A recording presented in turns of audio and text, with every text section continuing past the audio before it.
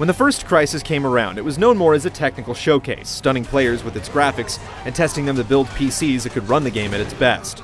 Crytek's latest challenge is twofold, as Crysis 2 aims to bring a similar visual punch to multiple platforms while making the gameplay more memorable than the imagery.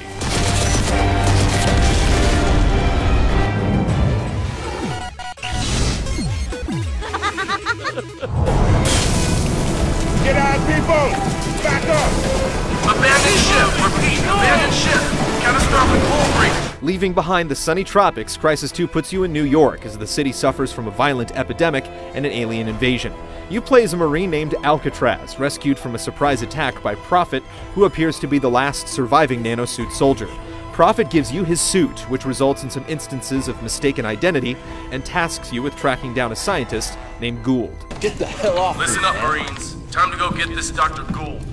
Get your asses forward. Get scuba gear on. As you progress, you'll learn more about the epidemic, the squid-like aliens known as the Ceph, and the suit itself. While there are references to the first game, you never get a full picture of what's happened in between the two installments.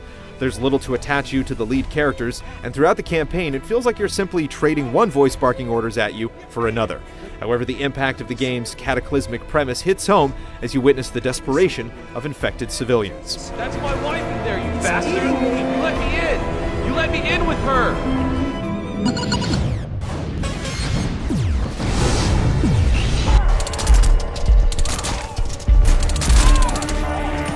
While many shooters seem to be getting shorter, the campaign in Crysis 2 lasts for a satisfying 12 hours. It doesn't wear you down despite its length, as the pacing provides ample moments to breathe between firefights. It's Chino, man! Remember me? New York City may not offer quite as much freedom as the wide landscapes of the original Crysis, but the urban environment provides plenty of vertical depth for the maps, with multiple options to approach different situations. Vehicles play a lesser role, and while there are a few short driving runs, hopping behind the wheel won't get you very far in most cases. As you scavenge for new guns, you'll find variations with attachments like scopes and silencers, which are then permanently unlocked for that class, making it easy to customize your arsenal. There are some fun fantasy weapons too, including the K-Volt submachine gun that fires bolts of electricity, the Swarm multi-rocket launcher, and the Mike, which blasts out microwaves to cook the squids right in their suits.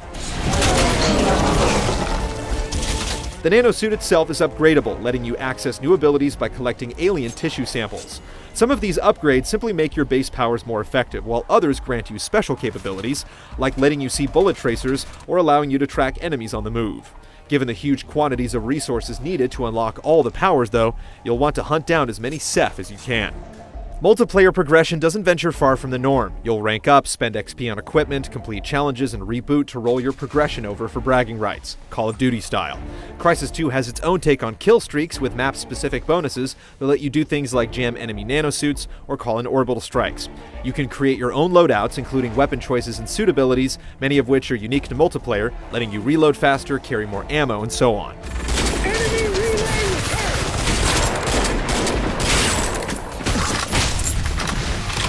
Crysis 2's multiplayer centers on variations of Capture the Flag and King of the Hill.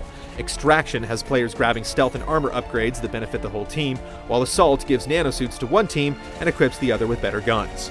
The open vertical maps provide lots of options and make it hard to predict where other players will come from, and this level of unpredictability makes the crash site mode particularly enjoyable, with teams scrambling to control pods dropped from alien gunships.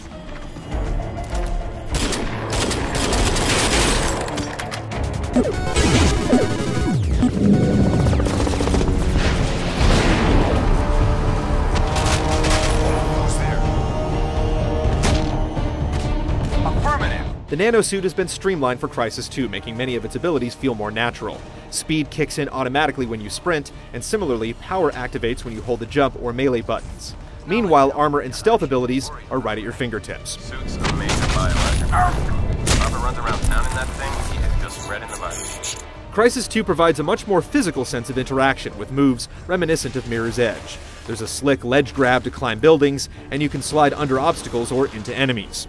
You can throw objects at opponents, grab and choke an enemy, or kick a car to crush someone taking cover on the other side.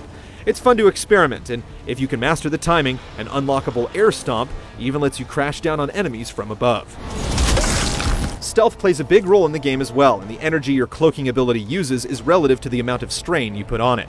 The faster you move, the faster you'll consume energy, and firing while cloaked can empty your power and expose you completely, making it essential to quickly cloak and decloak if you want to snipe undetected. You can also sneak up on enemies and execute stealth kills while cloaked, just be sure no one's watching. The last important bit in your arsenal is the tactical visor, which lets you survey an area to highlight weapons, ammo, and enemies, painting targets to keep an eye on them in the normal view. The visor also highlights strategic options in yellow, showing you where you can flank or climb, and whenever such options are available, the nanosuit alerts you so you don't neglect this valuable tactical tool. Making use of these techniques is critical in Crysis 2, as the AI relentlessly tracks and surrounds you. Like in the first game, getting sloppy in a situation can result in soldiers firing flares to call in backup, and agile alien soldiers prefer to surprise you from above or behind. Some of your later opponents also have devices that can see you while cloaked or drain your nanosuit's power. There are also rare, unfortunate moments where the AI can get a little buggy, resulting in enemies that get stuck in the environment or run around in circles.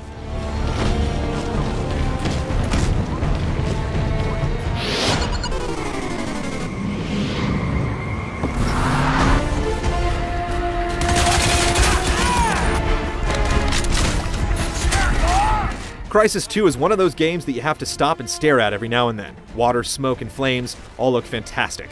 There's an emphasis on lighting as glare shines through windows, and you'll witness huge structures collapsing regularly.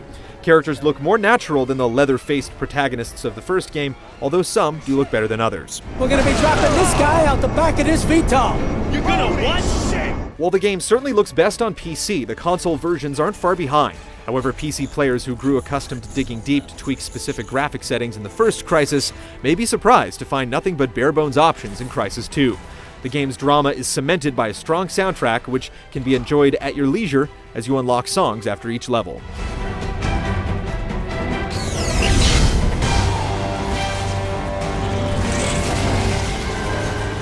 Crysis 2 takes the ideas and technical prowess of the first game and focuses them into a multifaceted experience that encourages you to go to town with its tactics and physicality.